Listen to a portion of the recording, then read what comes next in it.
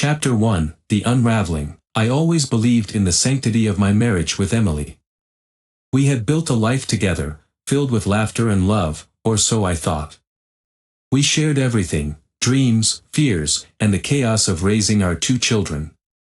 But recently, a creeping sense of unease began to overshadow my happiness. It started small, a late-night meeting here, an unusual text there, but soon enough, it spiraled into something I couldn't ignore. It was during a dinner party with friends that the first cracks in our facade appeared. Emily was seated across the table, her laughter ringing like chimes in the evening air. I should have felt reassured by her warmth, but instead, I watched as she repeatedly glanced at her phone, her expression shifting from carefree to tense. My instincts screamed at me, something was off. "Emily, are you okay?" I asked, trying to mask the worry creeping into my voice. She looked up, surprised. "Of course. Just a little work stuff," she replied, waving her phone dismissively. But her smile didn't reach her eyes. After dinner, while the others laughed and reminisced about college days, I pulled her aside. "You seem distracted. Is everything all right?" She hesitated, biting her lip. "I'm just busy with the hospital." "You know how it is," she said, her tone evasive. But I didn't buy it. I had seen her this way too many times. As the night wore on, my heart felt heavier. Days turned into weeks, and my unease grew like a dark shadow looming over me. Emily's late nights at the hospital became more frequent.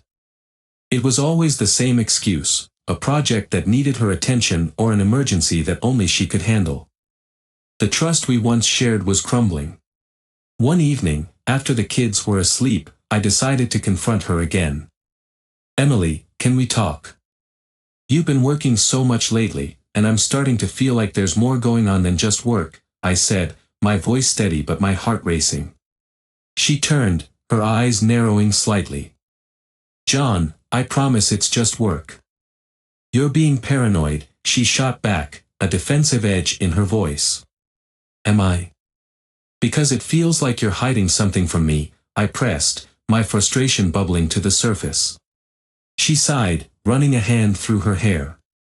"I'm not hiding anything. You need to trust me," she said, her tone softer but still dismissive. That night, sleep eluded me as I lay awake, replaying our conversation in my mind. I needed to know the truth.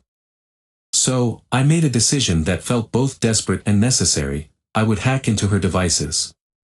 I knew it was a violation of her privacy, but the alternative, living in ignorance, was unbearable. The following night, while Emily was in the shower, I seized my chance. I pulled her laptop onto my lap, my hands trembling as I attempted to bypass her password. After a few frustrating minutes, I managed to access her emails. My heart raced as I scrolled through them, the glow of the screen illuminating the dark truth hidden behind her facade. Hours passed, and I felt the walls closing in on me with every click. The first email was innocuous enough, a work-related message, but as I dug deeper, my heart sank. There it was, a thread between Emily and Alex, filled with innuendos and vague references to hotel stays during sponsored trips. I leaned back in shock, the weight of betrayal pressing heavily on my chest. My hands shook as I pieced together the puzzle. She had been weaving a web of deceit, not just with Alex, but with other colleagues as well.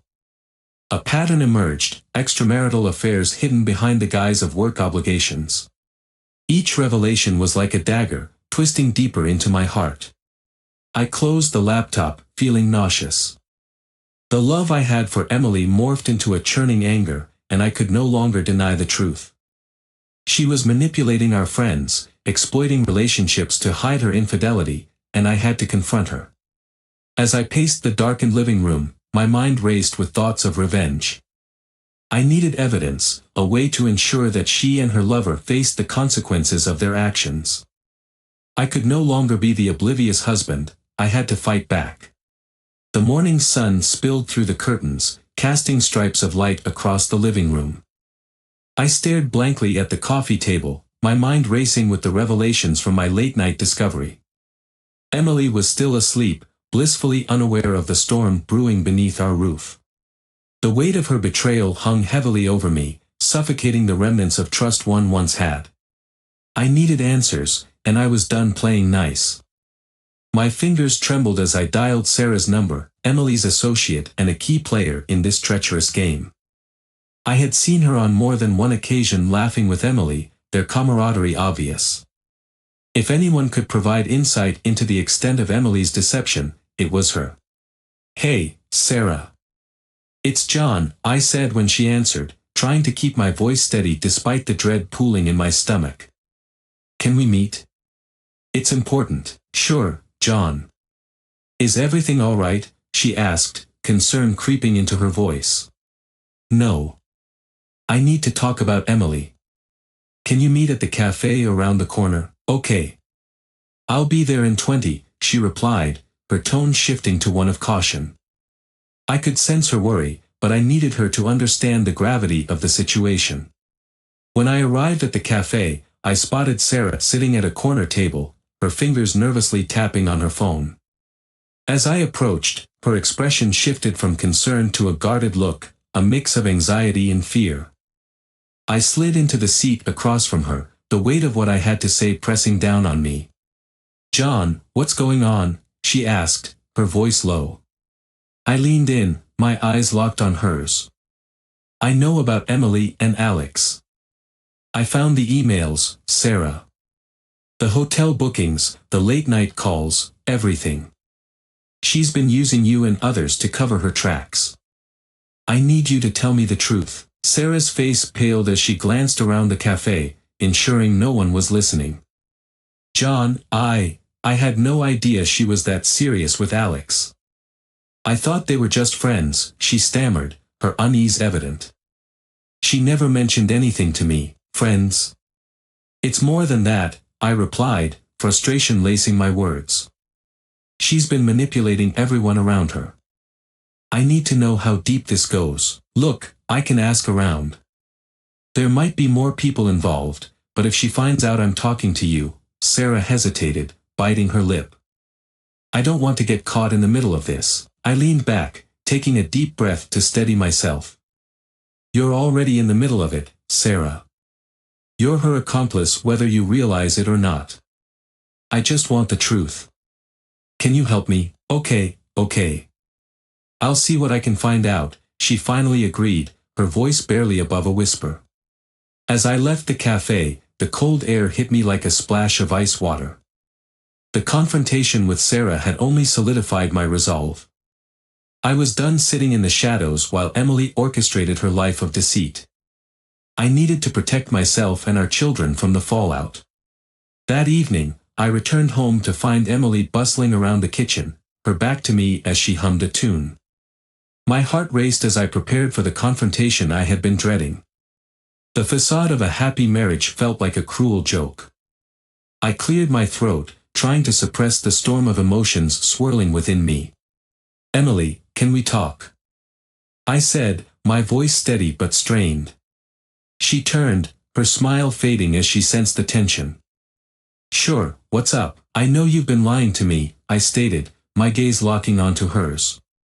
"Lying? About what?" she replied, feigning innocence, but the flicker of anxiety in her eyes betrayed her. "About your affair with Alex." "And the others," I pressed, watching as her expression shifted from surprise to defensive anger. "What are you talking about?" she shot back, her voice rising. "You're being ridiculous. This is some kind of misunderstanding." "A misunderstanding?" "I found the emails, Emily. I know everything. You've been manipulating friends and colleagues to hide your infidelity." I exclaimed, my anger spilling over. She opened her mouth to protest, but the words faltered. "John, please. You don't understand the whole story." "Try me," I interrupted, my voice low and firm. "I want to hear how you justify betraying everything we built together." Emily's shoulders slumped, and for a brief moment, I thought I saw regret flash across her face. "It's complicated," she whispered, her bravado crumbling. "I didn't mean for it to happen this way." "Complicated?" You've been having affairs behind my back, Emily. This isn't some petty argument, this is our marriage. Our family. I felt the heat rising in my chest, a mixture of anger and pain. I was lonely, she finally admitted, tears welling in her eyes. You're always working, and I felt neglected. Alex, he was there for me when you weren't. I couldn't believe what I was hearing. So that justifies your betrayal? You've destroyed the trust between us. You've been lying to everyone, including our friends. I didn't want to hurt you. I thought I could keep it from getting out of hand, she pleaded, her voice trembling. You've already hurt me, Emily. This is not just about you anymore. I need to protect our kids from your mess. I could feel my heart racing as the reality of my situation sunk in. As I walked away from the confrontation, I felt a mixture of anger and resolve. I had the evidence, I just needed to figure out how to use it. I wouldn't allow her manipulation to go unchallenged. I would expose the truth, no matter the cost. The confrontation with Emily left me reeling. My mind was a whirlwind of emotions, anger, betrayal, and a desperate need for clarity. I knew I couldn't navigate this storm alone. I needed allies, friends who understood my pain and could help me strategize my next moves. Daniel was the first person who came to mind. We had known each other for years, having bonded over late-night study sessions in med school and the challenges of balancing family life with demanding careers. He had always been a reliable friend, someone who offered a listening ear and sound advice. If anyone could relate to what I was going through, it was him. I picked up my phone, my fingers hovering over Daniel's name. A single ring echoed in the quiet of my living room before he answered, his voice warm and familiar. Hey, John. What's up, Daniel, can we meet? I really need to talk, I said, my voice strained with urgency. Of course. How about that little diner we used to go to? I can be there in 20, he replied, sensing my distress. Sounds good. Thanks, man, I said, hanging up. I took a deep breath, preparing for what felt like an impending storm. When I arrived at the diner, I spotted Daniel in a booth, nursing a cup of coffee. His expression shifted from casual curiosity to concern as I slid into the seat across from him. Hey, buddy. You look like you've seen a ghost. What's going on? He asked, his brow furrowing. I hesitated, trying to find the right words to express the chaos in my mind. It's Emily. I found out she's been cheating on me. I don't know how long it's been going on, but it's serious. Daniel's eyes widened in disbelief. I'm so sorry, John. Are you sure? I can't imagine her doing that. I wish I wasn't sure, I replied, my voice shaky.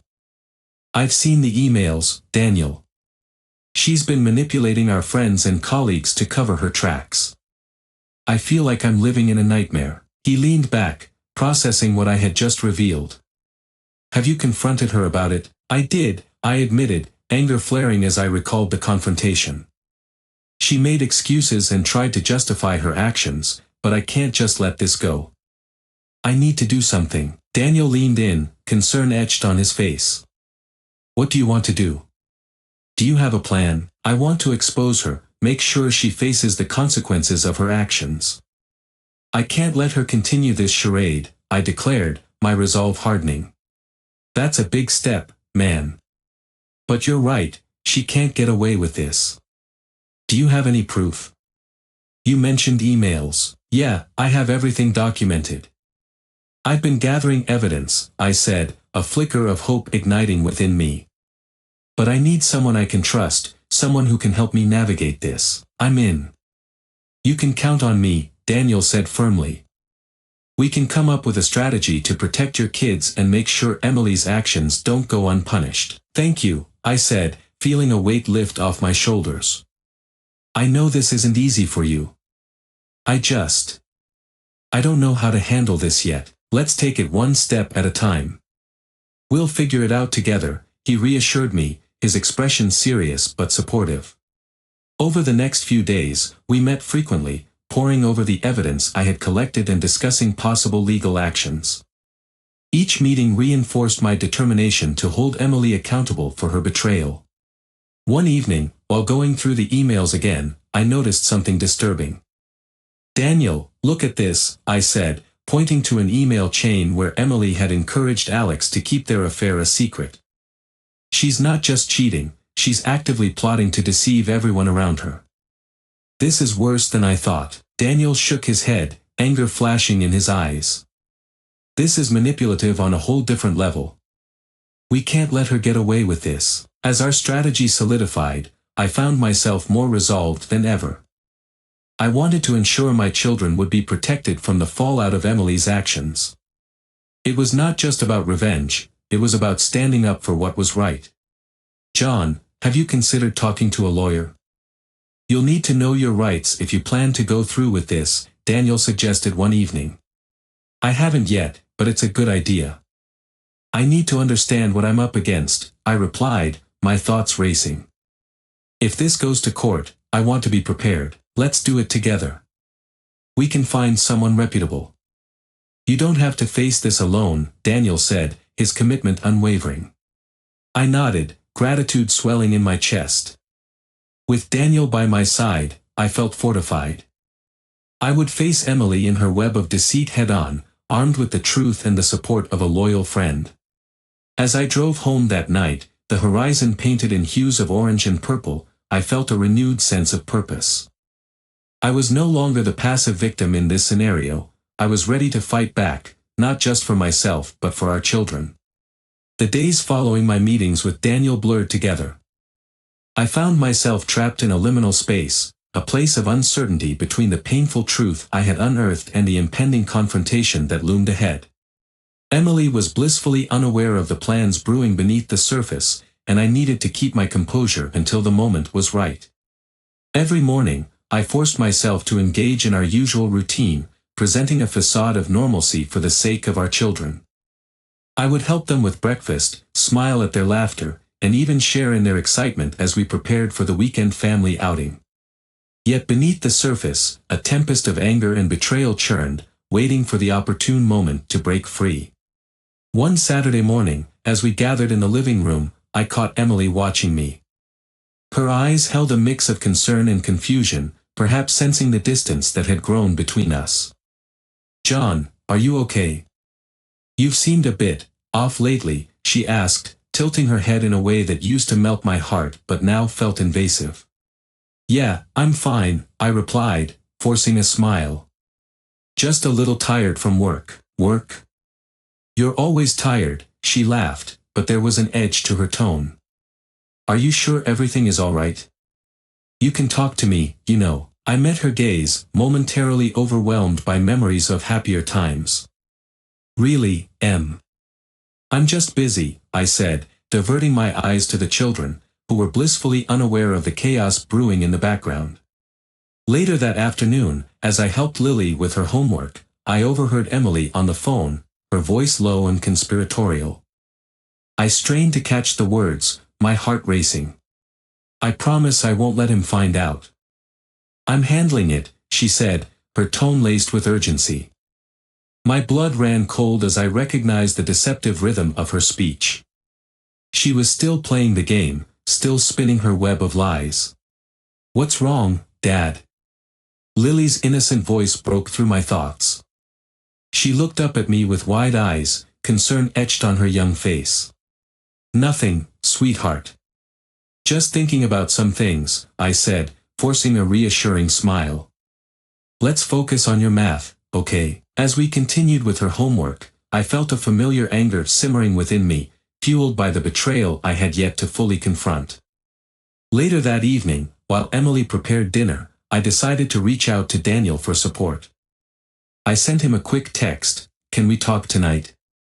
I need to strategize before things escalate." He replied almost immediately, "Absolutely. My place around 7, sure," I typed back, relief washing over me. I needed to finalize my plans and gather my thoughts before the storm hit. After dinner, as the kids settled in for their evening routine, I slipped into the living room to prepare for my meeting with Daniel. Emily followed me, her expression unreadable. "You're not going out tonight, are you?" she asked, a hint of something in her voice, perhaps possessiveness or unease. "I just need to run a quick errand," I replied, keeping my tone light. "I'll be back before you know it." "All right, just be safe," she said, and for a brief moment, I saw a flicker of the woman I once loved. But I brushed it aside, reminding myself of the truth that lingered like a shadow. At Daniel's place, the atmosphere was charged with unspoken tension as I walked through the door. He greeted me with a firm handshake and a concerned look. "You all right?" he asked, motioning for me to sit down. "I'm hanging in there," I replied, rubbing my temples. "But I'm ready to make my move. I can't keep pretending like everything's fine. The kids deserve better." "Agreed. We need to be tactical about this," Daniel said, his eyes steady. "Have you considered how you want to approach the confrontation with Emily? It's not just about you anymore, it's about protecting your kids. I want to expose her for who she is and ensure she understands the consequences of her actions," I stated firmly. "But I need to do it in a way that minimizes the impact on the kids. They don't deserve to be dragged into this mess." Daniel nodded. "We can gather all the evidence and make a plan for the confrontation. Make sure she knows you're not backing down." As we discussed various strategies, the weight of the situation settled heavily on my shoulders. The reality of what was about to unfold loomed like a dark cloud, and I knew that the calm before the storm would soon give way to chaos. Later that night, as I returned home, I found Emily in the living room, engrossed in her phone. I felt a surge of resentment bubble within me as I realized she could be speaking to Alex or anyone else in her network of deceit. I forced myself to breathe, reminding myself to stay calm until the confrontation was inevitable. "Hey, how was your errand?" she asked, looking up with a forced smile. "Fine. Just took care of some things," I replied, striving for nonchalance as I took a seat. "How about you? What are you up to?" "Oh, just scrolling through social media," she said, but her eyes darted back to the screen. I caught a glimpse of a message notification before she quickly turned the screen away, causing a ripple of anxiety to surge through me. As the night wore on, I found it increasingly difficult to mask my emotions. I played with the idea of confronting her right then and there, but the fear of a blowout kept me grounded. I wanted to save the fireworks for the day when I could unleash everything I had gathered, when the truth would shatter her carefully constructed world. Finally, I excused myself and headed to bed, knowing that the next days would be pivotal. I lay awake, staring at the ceiling, my mind racing with thoughts of how I would bring the truth to light. In those quiet hours, I prepared myself mentally for the battles ahead. The calm before the storm was deceptive, but it wouldn't last much longer. I could feel the winds of change gathering strength, and soon, they would sweep through the chaos I had yet to unleash.